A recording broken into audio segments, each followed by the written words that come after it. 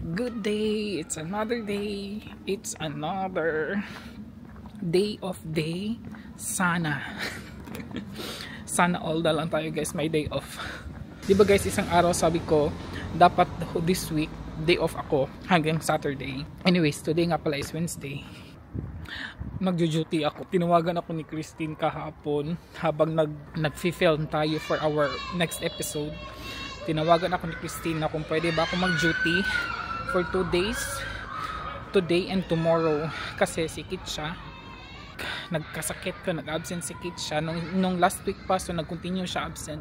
So kaya sabi ko okay, sige na lang sige na lang duty na lang, mamugas na lang ta guys para meron tayong maipadala sa Pinas.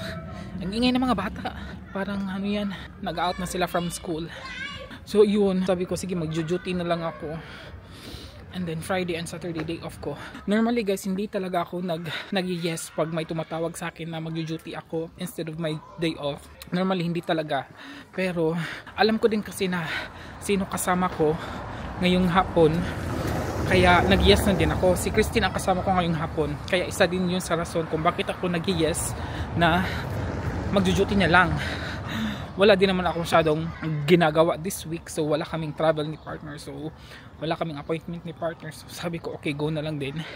Depende kasi guys kung sino yung kasama ko sa panghapon, lalo na sa team leader, pag alam ko kung sino yung ka-duty ko. I mean, kasi nga guys, alam mo yung kagrupo mo, I mean in that duty hours, kung sino kasama mo, alam mo yung tamad, diba? Alam niyo ng mga Pinoy, diba? Mga Pinoy na nurse or mga Pinoy na abroad, so may katrabaho na tagay, mga ibang lahi, diba? Alam niyo yan kung gaano katamad yung iba. I'm sure nakaka-relate kayo kung gaano katamad yung mga ibang lahi pagdating sa trabaho. Ayun. For example ha, yung meron kang kagrupo na tamad, nung isang araw nag-duty ako. Tapos, mga bandang hapon na nagpe-prepare na ako ng pang-dinner ng mga pasyente. Tapos, itong kasama ko, may tumawag na pasyente na kailangan niya ng ganito, ganyan, ganyan. So, sinabi ko sa kasama ko na, yung team leader namin, sinabi ko sa kanya, kailangan ni pasyente na ganito, na gamot, kasi may sumasakit sa kanyang katawan. So, binigyan siya ng gamot, pumunta siya sa kwarto, binigay niya yung gamot, tapos pinuntahan niya ako sa kitchen. Alam niya na gumagawa ako ng pagkain, so naghahawak ako ng mga pagkain. Sinabihan pa naman ako, name ko sa trabaho guys is Joe, so sinabihan niya ako, Joe, si pasyente number 2 kailangan ng something, yun guys, kasi magpupups yung pasyente, kasi bedridden yun siya, so kailangan niya ng assistant na magpupup siya, I mean magpupu siya. So yung kasama ko, bakit siya lumabas sa room na yun, pinuntahan niya ako sa kitchen para sabihan na magpupupo yung pasyente, diba? Alam niyo yun, bakit siya lalabas, inandun na yung kailangan niya sa room na yun para magpupups yung ilalagay lang naman niya yun sa may puwet, yung parang arenola, yun, ilalagay lang niya sa puwet, so he can do that naman. Pero bakit siya lumabas? Ang sinabi ko is, na lang, hindi ko siya ma-entertain kasi gumagawa ako ng pagkain. And then sabi niya, kasi pupunta pa ako, nagrason pa siya guys, pupunta pa kasi ako sa isang pasyente. Sabi ko, so kailangan niya maghintay. Kawawa yung pasyente, naghintay siya kasi hindi ako pwedeng lumabas sa kitchen kasi naghahawak ako ng pagkain, tapos maglilinis lang ako ng pampers, hindi kasi yun pwede. Alam niyo yung ganun katamad, diba? Sabi ko, sige, I will just forget it today kasi day off ka na naman bukas. So yun ang sabi ko. So yun yung example guys. Kaya minsan hindi ako nag-yes pag may tumatawag sa akin na kailangan ko mag-duty, although naka day off ako, pag alam ko din kung sino yung team leader. So ayun guys, sabi ko sige mag-yes na lang ako kasi si Christine naman kasama ko. I mean, meron namang mga team leader guys na mababait, pero meron lang talagang hindi lahat, diba? Minsan talaga merong makaka-timing ako na may kapartner akong tamad today. So mga ganon, kasi pag si Christine yung kasama ko, relax lang kasing trabaho guys, kasi nagtutulungan kami. Alam niyo yung ginagamit ang posisyon para kasi assistant lang kami, so pwede ka naman magreklamo guys, pero alam niyo yung ayaw niyo ng gulo, magtatrabaho na lang na kahit na sakit sa kalooban. Ganun. Kasi ayaw mo ng gulo, ayaw mo ng mga discussions, mga ganun. Guys, ang haba ng chika ni RC. Malapit na ako sa trabaho ko. See you later. Update everybody. Guys, it's already 8:15 PM. Ngayon lang ako nakapag-update guys kasi medyo na busy. Look at my chef, my boss. There, hi. Busy din siya. Ja, danke Joe, dass du heute angesprungen hast. So guys, ano na kami. Ngayon lang ako nakapag-update kasi ang daming ginawa. Wait lang. So guys, tapos na kaming mag-alaga ng aming mga pasyente. Natutulog na sila. And now, mag-documentation na kami. Pero yung documentation is very quick lang. Pero kay Christine ang dami. Ang dami niyang gagawin. Tulungan mo. Ayoko. So mag-documentation na kami guys before kami anong tawag? Fire-abin? Matapos. Before kami uuwi, matapos. So, yun. So yung mga documentations ko guys is yun lang kung nagtatai ba yung pasyente, kung kumain ba, kung hindi ba kumain, kung ilan yung sa catheter, mga ganun lang. Pag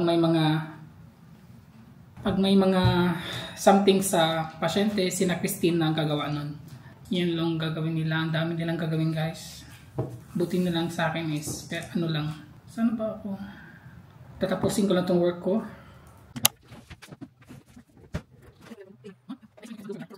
Diba, busy siya guys. Dami niyang ginagawa dyan.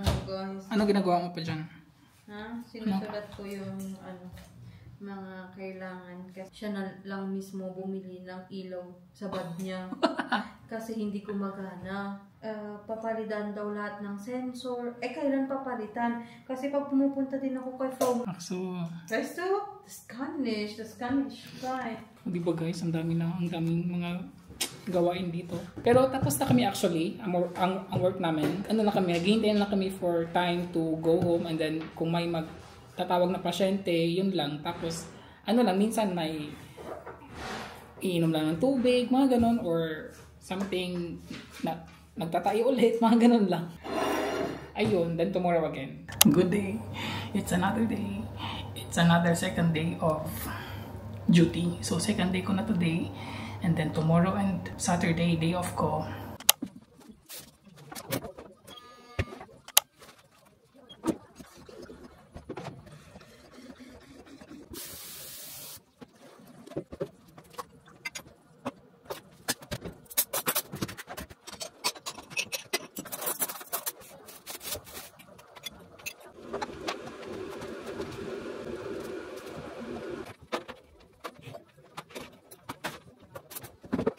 Guys, tapos na ako mag-prepare ng pagkain ng mga pasyente for dinner. Ngayon ako nakapag-update. Ngayon nag-take ako ng break.